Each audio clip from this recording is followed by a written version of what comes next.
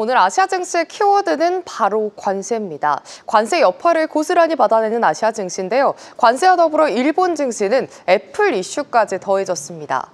간밤 트럼프 대통령이 아이폰을 미국에서 생산하길 원한다고 밝히자 애플이 급락했고요. 이게 일본에선 기술주 약세로 작용했습니다. 니케이 지수가 이 시각 현재는 4%대 하락세를 보여주고 있습니다. 반면 중화권 증시, 특히 상해 지수가 아시아 증시에서 유일하게 빨간불을 켜고 있습니다. 조금 전부터 104% 관세가 발효된 중국은 정부 측에서 끝까지 맞설 것이다, 반격할 것이다라고 입장을 밝힌 이후 아직 구체적인 내용은 공개되진 않았습니다.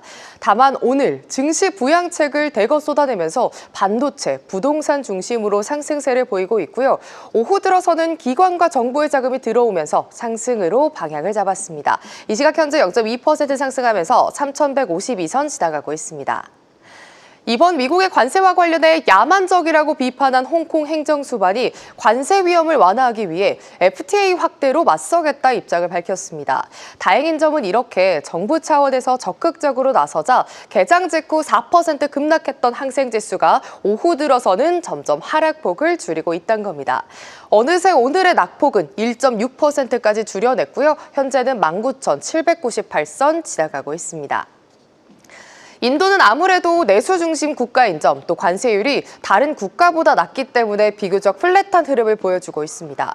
오늘 인도 중앙은행은 올해 들어 두 번째 기준금리 인하 결정을 내렸습니다. 대내외 불확실성이 상재해 있고 또 미국의 관세라는 큰 장애물이 있기 때문에 인하를 결정했는데요. 또 조만간 트럼프 대통령이 의약품 관세를 발표한다는 소식에 오늘 하락률 최상위 단에는 제약주가 자리하고 있습니다. 하지만 소비주, 반도체 이쪽에서 조금 오르면서 하방이 지지되는 센섹스 지수인데요. 현재 전일 대비 0.48% 하락하고 있습니다. 대만 증시는 오늘도 파란불이 켜졌습니다. 관세도 관세지만요. TSMC가 미국 정부의 제재 대상인 중국 화웨이에 제품을 판매했다가 10억 달러 규모의 벌금을 낼 위기에 처했다는 외신 보도가 나왔습니다. 이와 관련해 TSMC는 입장을 발표했죠. 2020년 9월 이후 화웨이에 제품을 제공한 적이 없고 또 상무부에 협조하겠다 덧붙이면서 오늘장 지수를 끌어내리고 있습니다. 각권지수 벌써 3거래일째 하락세 보여주고 있습니다. 계속해서 낙폭이 좀 커지는 모습이고요. 이 시각 현재 5.4% 하락하면서 17,500선 무너졌습니다. 지금까지 아시아시황 전해드렸습니다. 네, 오늘은 일본 시장 소식 들어보겠습니다. NH투자증권 김채윤 연구원 전화로 연결돼 있습니다. 연구원님 안녕하십니까? 네, 안녕하세요. NH투자증권 김채윤입니다. 네, 앞으로 매주 수요일에 일본 시장 소식 잘 좀 전해주시길 부탁드리겠고요. 오늘 일본 증시 상황을 보면은 우리 증시는 양반이었다 싶습니다. 낙폭이 상당한데요. 네, 맞습니다. 오늘은 전일 미국 주식시장의 하락, 그리고 트럼프 행정부의 상호관세 부과 개시를 악재로 해서 전일 네 자릿수 상승 마감한 분을 그대로 소거하는 움직임을 보이고 있습니다. 니케이 225의 오전 종가는 865엔 하락한 32,147엔, 장 개시 직후부터 400엔 넘는 하락으로 광범위하게 매도가 나오고 있고요. 도쿄증권 프라임 시장 매매 대금이 약 2조 2,700억엔, 업종별로는 전 업종이 하락하고 있습니다. 유군, 건설, 운수 섹터가 약한 가운데서도 값을 유지하고 있지만 섬유, 광업, 비철금속 섹터, 특히 반도체 소부장 관련주가 크게 하락하고 있습니다. 이번 주 금요일은 현물 선물 옵션 만기인 스페셜 쿼테이션 데이이기 때문에 인기 종목인 은행주, 반도체주, 방위 관련주들은 아직 저가권을 완전히 벗어나지 못했다라고 판단을 하고 있고요. 다만 차트상으로 보자면 L자 회복에 머무르면서 어느 정도 주가지수 하단에 대한 불안감은 해소된 상태다라고 보고 있습니다. 네, 일본이 지금 미국과의 최우선 이 관세 협상 대상국 아니겠습니까? 협상은 지금 잘 되고 있다고 보시나요? 네, 맞습니다. 일본의 이시바 총리는 미국의 스카프센트 재무장관과의 협상 인물로 아카자와 경제 담당 대신을 임명했습니다. 아카자와 경제 대신은 미국의 24%라는 관세율의 계산 자체가 잘못되었다라는 의견을 전달할 걸로 보여지고 있는데요. 참고로 일본 측에서 계산한 관세는 약 10% 수준이라고 알려진 상황입니다.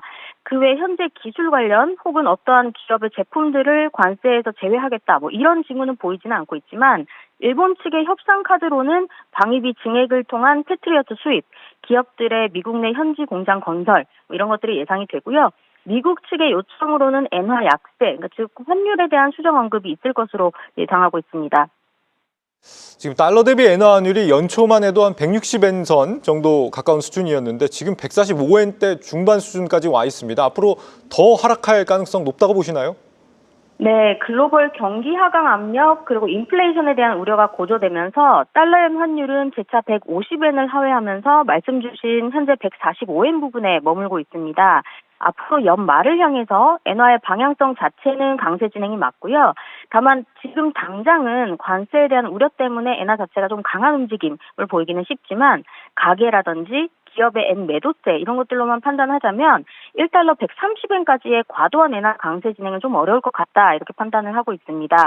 단적인 예로 일본 재무성이 발표한 직접 투자 동향을 볼 수 있는데요. 일본의 대외 직접 투자가 31.6조 엔으로 사상 최대를 기록했습니다. 이 대외 직접 투자는 초장기 투자에 해당하고 엔화 매도의 성격을 갖기 때문에 앞으로 대내 투자가 활기를 띠지 않는 한에서는 엔화 매도세, 그러니까는 추가적인 강세 진행은 좀 완만하게 지속될 거다 이렇게 보고 있습니다. 연구원님, 오늘 말씀 여기까지 듣겠습니다. 말씀 잘 들었습니다. 네, 감사합니다. 네, NH투자증권 김채윤 연구원과 함께했습니다. 아시아 증시 주요 뉴스입니다. 미국이 중국 일부 상품에 대해 104% 관세를 부과한 가운데 중국 위안화 가치가 역대 최저 수준으로 하락했습니다. 역의 위안화 환율은 달러당 7.42위안까지 1.1% 하락하며 역의 위안화 시장 창설 이래 사상 최저치를 기록했습니다. 이와 관련해 트럼프 대통령은 중국은 관세에 대한 대응책으로 환율을 조작하고 있다고 지적했습니다. 오는 5월부터 800달러 이하 제품이 미국에 들어갈 때 관세가 적용되면서 저가 상품으로 미국 시장을 공략해온 쉬인과 테무의 경고등이 켜졌습니다. 이번 조치는 무역 허점을 없애겠다는 목적 외에도 중국산 마약의 불법 유통을 차단하겠다는 의지로 풀이되고 있습니다. 베트남이 미국과의 무역 격차를 해소하기 위해 미국의 방위, 보안 제품을 더 많이 구매할 계획이라고 밝혔습니다. 최근 트럼프 대통령과 또람 베트남 공산당 총서기와 관세 관련 통화를 진행한 가운데 관세 영향을 최소화하기 위해 안간힘을 쓰고 있습니다. 뉴질랜드 중앙은행이 올해 들어 2연속 금리를 인하했습니다. 중앙은행 측은 이번 금리 인하의 가장 큰 배경은 미국의 관세라며 금리 인하 배경을 밝혔습니다. 지금까지 아시아 주요 뉴스였습니다. 계속해서 다양한 경제 이슈를 알고 싶다면 구독과 좋아요, 알림 설정 부탁드립니다. AI 캐스터 권미정이었습니다.